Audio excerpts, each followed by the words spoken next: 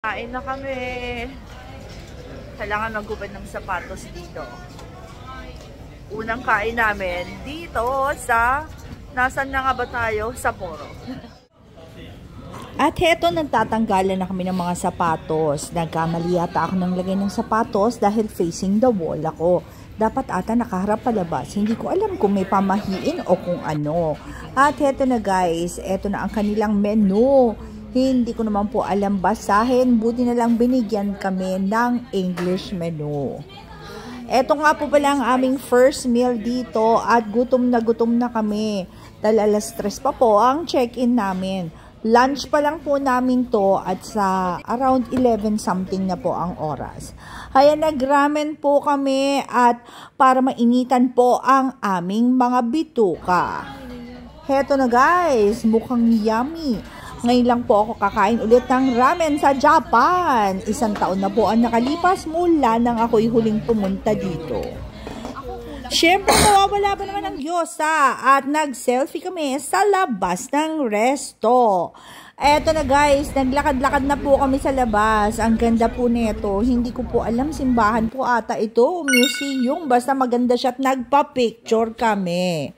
Heto naman po ang tower dito sa Sapporo at nagpa-picture din kami. Alam nyo ba, winter pa rin dito, Pasko pa rin. Ayun o, may Christmas tree. Heto po ang street view dito sa silong ng Sapporo Tower.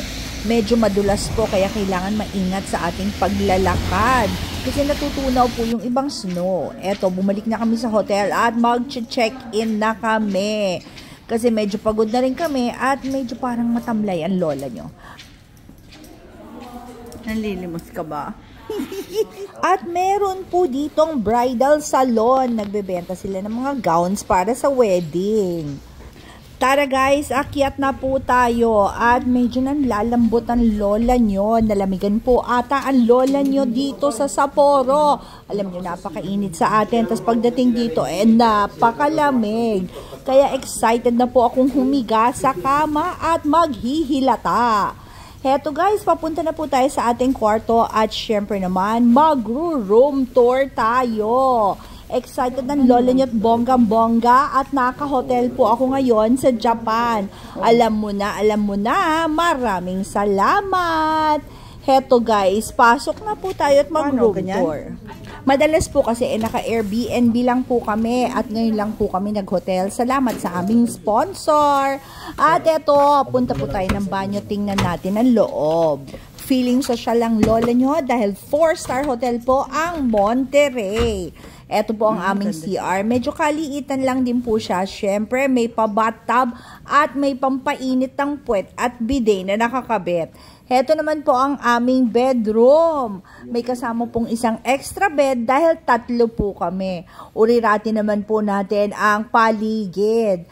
Meron nga po palang TV na saksakan ng laki, hindi naman po halos namin nagamit. May vault at may basket, lagayan ng tsinelas at labada. Eto, may extra chair at may air purifier. Meron din po ditong anik-anik, hindi ko alam, plancha po ata yan o kabayo. Eto naman po, ayan ang kanyang pantry. Meron pong nakatagong ref at meron po silang patubig. 1 bottle a day. Ayun po yung ref namin nakatago. At ayan po ang aming kama. Knockdown. Knockdown ng lola niyo. Nagkasakit ako dito. May sinat ako kaya nagpaiwan na ako sa hotel. Nagkulong muna ako sa kwarto at abangan po ninyo ang next day na paglabas ko. Kaya ang next day na labas, day 3 na. Thank you guys! Bye!